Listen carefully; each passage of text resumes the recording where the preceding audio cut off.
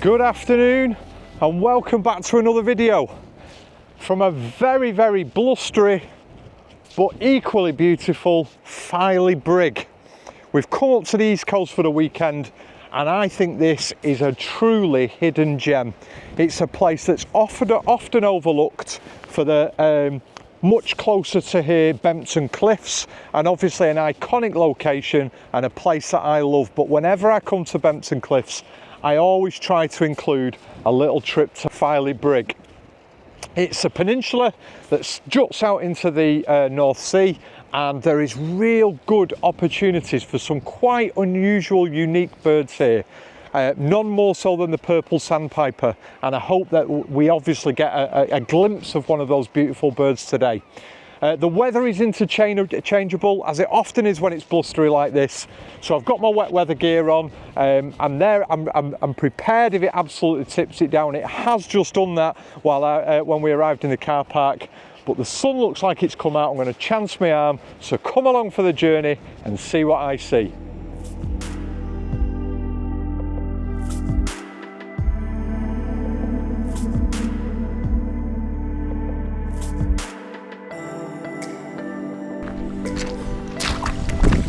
One of the things that I like to do when I come to Filey Brigg is come over to the left-hand side of the peninsula. I think that's probably the most northerly side of the peninsula, and it's the side that's most exposed to the elements. And what's great about this side is that there are some really nice, pretty little coves, and they're often frequented by the Fulmar. Now, I love Fulmars. They're a relative of the albatross. They're an absolutely stunning bird, often overlooked by photographers. They've got this wonderful tubular spout on top of their bill, and their name Fulmar comes from, I think it's the Norse word for foul smell, because what they will do is when they are feeling threatened, they eject an oily, fishy snot sick at their enemies. And actually, they were the reason for the first failed attempt of the reintroduction of the white-tailed sea eagle into Scotland, because the chicks that hatched and fledged saw the Fulmar as a potential prey subject, went in to attack them. The Fulmar sprayed them with this oily, fishy, sticky horribleness, and it completely matted the feathers. And unfortunately, the white-tailed sea eagle went on to drown because they couldn't clean themselves and get rid of this excretion that the Fulmar use. It's a phenomenal defence technique and capable of fending off a huge predator like the white-tailed sea eagle. So they are absolutely, in my estimation, a stunning seabird, and well worth a small detour and your attention to try and get some photographs of them.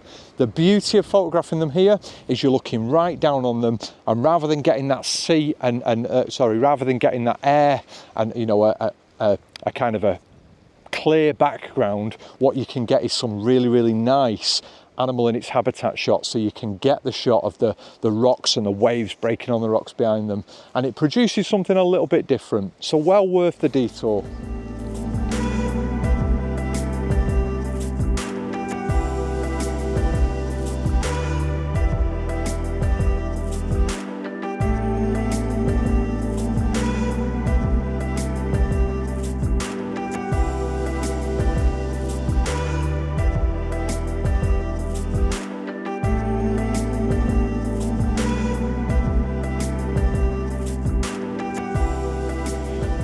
One thing I would say about Filey Brigg, and it is definitely a point worth making, is that it is hard work. You have to do some climbing to get down to water level, which is obviously where you want to be to photograph the wading birds. It's steep. There are steps, and it is a recognised path, so it's not like you are going off grid to get to where you need to be, but it's steep, and that steep ground will put some people off. So I think it's probably worth me mentioning that now, before people make trips to get here and then look at it and think, Jesus, Dan, you never told us that it was like this. It's also, I think, probably has the potential to be quite dangerous in inclement weather. I would imagine if you've got storm conditions, it would be very, very easy to get yourself into a position, and you'll notice that I'm just momentarily pausing my speech so I can just concentrate on where I'm going. It would be very easy to be swept off the rocks, caught out on the peninsula. So I think, you know, being mindful of tide times, being mindful of the conditions is always of paramount importance whenever you're photographing near the sea.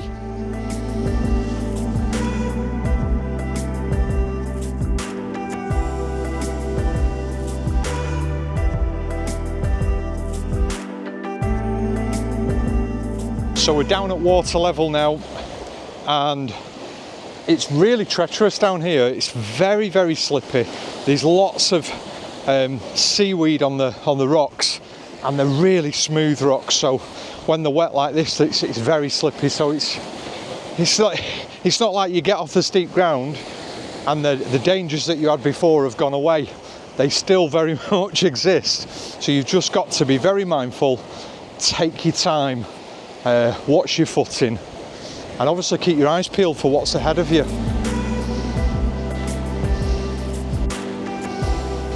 So this for me is probably approaching now the best spot, and you can probably just make out right on the end of the peninsula we've got cormorants or possibly shag that are on the rocks sheltering. So as I approach this area now and I can see the wading birds on the shoreline, it's just a case of nice and slow and steady, but the whole time keeping my eye on behind, because you can see behind me here that it is very easy to be cut off onto this peninsula. So you've got to be conscious of the tides. It's a fabulous place to come and photograph, but it is potentially very, very dangerous if you get the tides wrong and you're cut off. So just be mindful of that.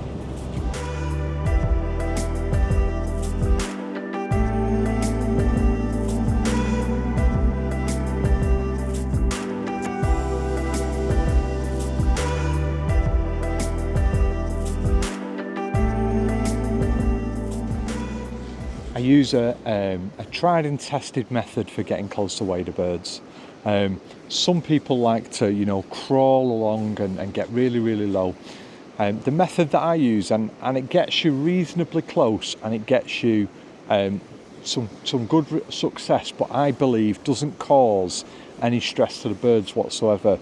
So what I do is I walk slowly towards them, and then I sit down. And then I might sit down for 10-15 minutes, and what I'm doing is I'm allowing the birds to just acclimatise to me being in their presence, and I'm not causing them any threat.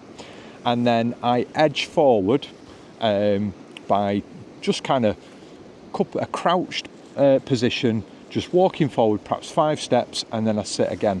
And I repeat that over and over and over again till I get to a distance where I think I can get the shots.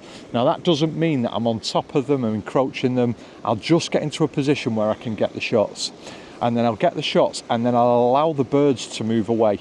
So I won't move, I won't cause any disturbance. Eventually they will move away, and at that point I get up and I retreat from the area. And I think that process probably causes the least amount of stress to the bird. I'm sure there'll be some people on there who do it very, very differently to me, and there'll perhaps be some people on there who disagree with the method that I use. But I've never seen birds get stressed, or, you know, and at this time of year where they've potentially got young, I don't want to cause any stress whatsoever, so I'm really conscious of how I approach them. So I thought I'd take a little break in the video to share with you a product that I believe is going to be absolutely fantastic, and a product that I wish I'd had with me when I was photographing the birds out on Filey Brigg. So very recently I was contacted by a guy called Josh, and he wanted to share with me a product that he's been working on since finishing his degree in engineering, and that is a ground pod. Now he has an Etsy store, and he makes these products to order, and he makes them in all different sizes depending upon what it is that you're looking for. So that's nice. We've got a little handwritten letter inside there. It says, "Hi Dan, thank you for supporting my new venture. I set out to design more affordable and British products for us UK photographers. I'm excited to continue sharing my products with you and our community. I hope you enjoy using the ground pod and capturing some great shots. Keep up the amazing work on YouTube and socials. Keep in touch, Josh. Fantastic. And I like that. I like the personal nature of things like this. When you're working with an individual and you actually can have a conversation with the individual and you know that they believe in what it is that you're looking for. So, a ground pod. What is a ground pod? Well, it is exactly that. It is a product that allows you to put your camera on whatever tripod head that you choose to use, whether that be a ball head, in my case a gimbal head, or a video head, onto this ground pod, and then you can use the product directly on the ground. And it allows you to slide the product around but give a really stable base. And so I think he 3D prints these to order, so you can see it's made of a really strong, durable plastic. It's got a nice little piece of cord there, okay, just to obviously I would imagine for you to attach it to your bag if you needed to. Gives you that option for carrying it. And then separate in there is the bolt. And so we'll just open up the bolt. There we go. Okay, so we have the bolt. The bolt slides through the back into place, and then you take whatever your favoured tripod head is and attach it directly to the ground pod. So just put that in place, and there we go. I think we're probably, yes, there we go. So what we've got now is a really stable ground pod with that in place, and it means that I can get really low to the ground, much lower than I could get with my tripod and the legs splayed out. So I'll go and grab the camera, we'll put it in place, and we'll have a little look what that looks like. So there you have it, camera in place on the ground pod.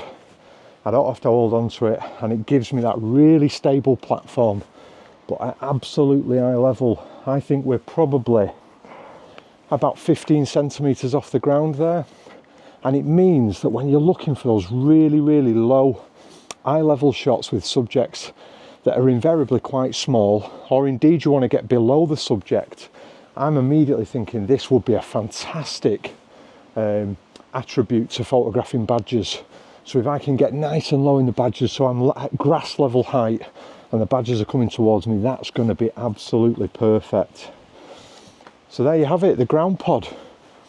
If you are interested in one of these, and as I say, Josh has got lots and lots of different availability on these, different sizes, dependent on what your need is. This is the larger of the ground pods, which is suitable for a large prime lens like this. He does smaller ones for smaller cameras. He does ones that are different sizes depending on what tripod head that you're going to use with it.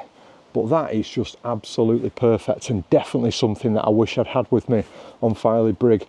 To have popped that on top of the rocks, I could have slid that backwards and forwards really easily and been nicely at eye level and not having to hold the camera. And what I often do when I haven't got something like this, I pop my fist under the end of the lens and I try and stabilise it in that way. This is probably something that I'm going to use in Mull when I go to Mull to photograph otters. I think it would be absolutely wonderful to use on top of the rocks. So there you have it. The ground pod by Josh. Affordable equipment for UK photographers. I'll pop a description to his Etsy shop in the description of this video, and I'll pop a link just on the screen now at the bottom there so you can see it. Check it out, support his ventures. Definitely a quality piece of kit. Right, back to Filey Brigg and let's get some video.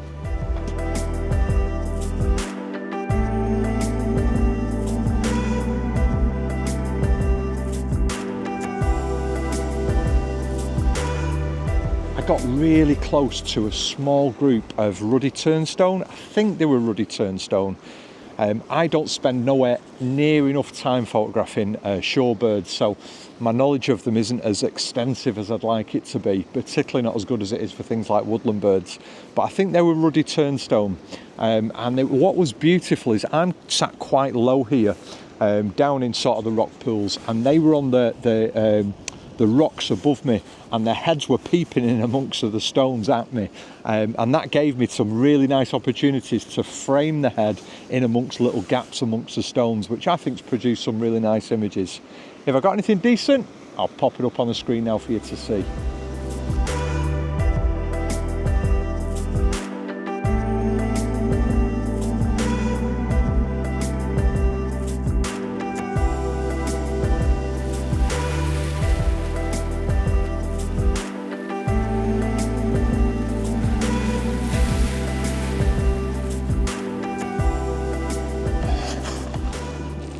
So, using the method that I talked about, I'm now within 10 metres of the birds, and I'm just lying nice and still, and they're actually coming towards me, which is absolutely fantastic. Occasionally a wave will break, it'll push them back, and then again they move towards me, scouring the ground looking for grubs and things to eat. But they're approaching me, which is a definite sign that I'm not causing them any distress. I would go as far as to say that they either don't know I'm here, or they know I'm here and they know I'm not a threat. But I'm really low to the ground now. I'm actually stood in a rock pool, and so the rock pool is just behind me. I'm in the rock pool, which is allowing me to be really comfortable at eye level, and get some just absolutely exquisite shots. I've got some Ruddy Turnstones. I think I've got some plover. I'm guessing though, I'll have to clarify, and I'll put the names of them up on the screen. But I'm fairly confident that's what I've got. But it is. Oh, this one coming now. This one coming now.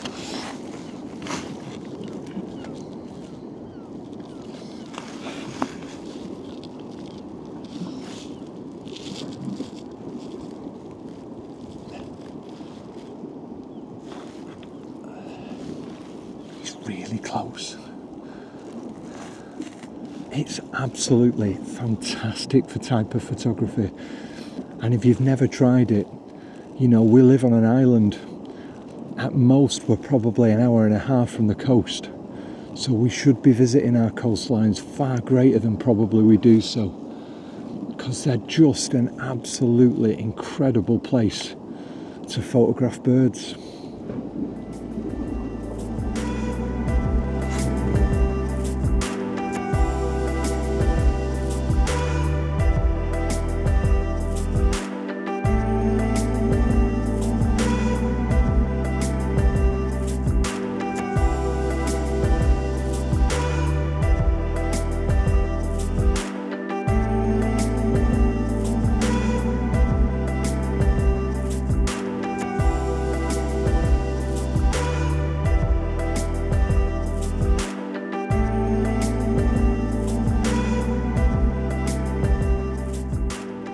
I'd go as far as to say that was probably one of the best hours photography I've had in a long time.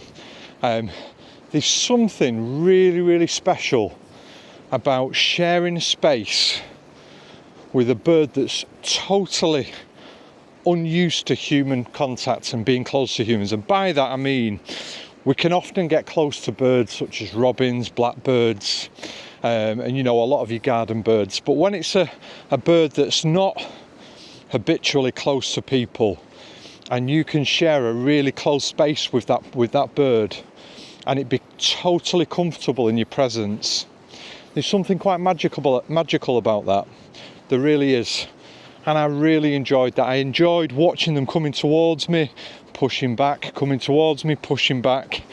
And it just presented some wonderful, wonderful photographic opportunities. The light's not brilliant, but it's not horrendous. The conditions are not the best, but they're not horrendous. And I'm having a wonderful, wonderful Saturday afternoon.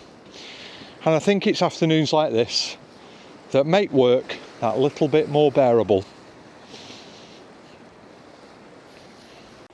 So at the start of this video, I said about it being a challenge, and if you weren't good on your feet and you didn't have fitness,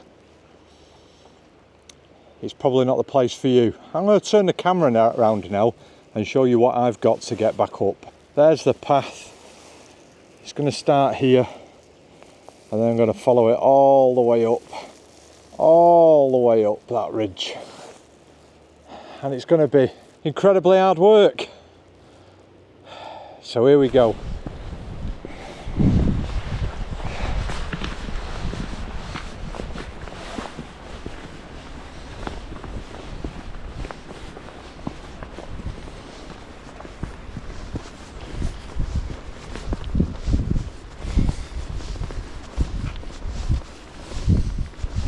I don't know whether the wind's going to destroy this. Whew. In a very short space of time, you have gained some elevation. It's steep, it's slippy, and we've not even started.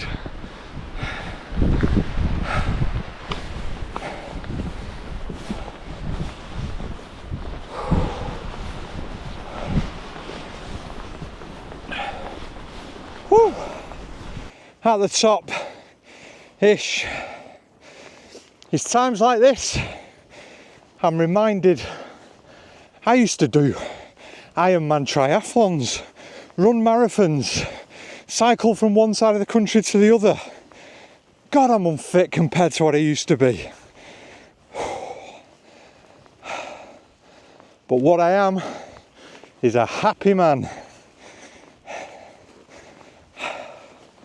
Oh,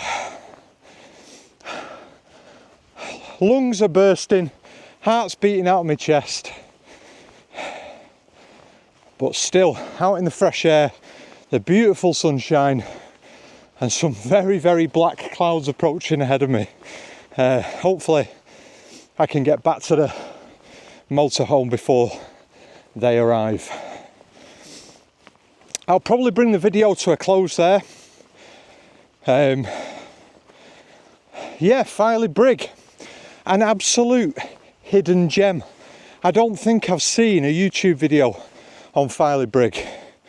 It's certainly not a location that I hear many people talking about going photographing, but the opportunities here are really, really good. And I think possibly, and maybe this video will change that, one of its true beauties is that you're away from the crowds. I've just spent a good 2 hours out on the peninsula photographing those small wading birds all by myself. And that's quite rare, isn't it, in the UK? We're usually surrounded by people, sharing our wildlife with everyone around. If you like solitude, I certainly do. I certainly enjoy my own company, or just me and Pops, or me and my wife. Coming to places like this is really special. If you've enjoyed this video, please consider giving it a like, maybe even a subscribe. We're over 5,000 subscribers now and steadily ticking towards that 6,000 marker, which would be absolutely epic. I'll mark it now that when I hit 10,000 I am going to do a giveaway. I think that will be the moment where I do a giveaway, and there'll be more details of what that giveaway is. What I will say, it's something that a number of you have been asking for, but that's going to come at 10,000 subscribers and we're a bit off that yet. So if you've not yet subscribed, give it a subscribe. The giveaway will only be eligible to people who've subscribed to the channel. If you want to drop me a comment, I respond to every comment. So drop me a comment below and I'll respond back to you. We've got to buy me a coffee. Link will be at the bottom, also in the description. Thank you very much to everybody who donates. And if you'd like to show that little bit of extra appreciation, please get onto the Buy Me a Coffee webpage and consider showing your support. From the beautiful, and I mean the sun is out now, this is spoiling us, from the beautiful Filey Brigg. And until next time, ta-ra.